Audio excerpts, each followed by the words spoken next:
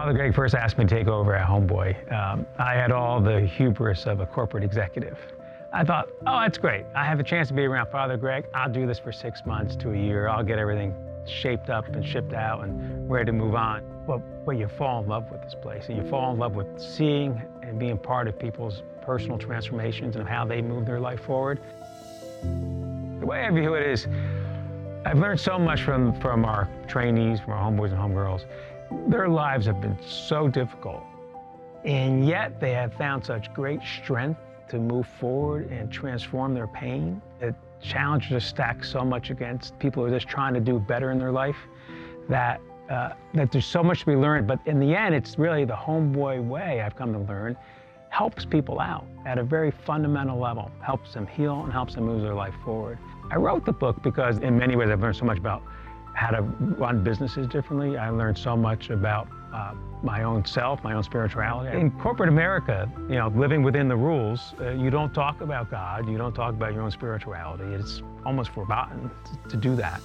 Here at Homeboy, people have their own view of their own spirituality and they lean into it. So my message is, as me as a former corporate executive that was trained up to do really well in the corporate world and run hard, now being a homeboy and seeing what it takes for people to transform their life, I recognize I need to shed some layers and to make myself more vulnerable, to have more compassion.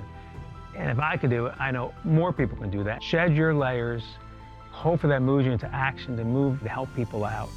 In the last chapter of the book, there's 55 notions we should rid ourselves of. And I say it that way because all along through my time at Homeboy, particularly the first couple of years, I'd be sitting and listening to Father Greg or listening to some of our other homegrown leaders and listen to how they would attack a problem or solve something. I'm thinking, oh, I would have never thought about it that way. And so it's like, it's counterintuitive and it goes against conventional wisdom, but it works.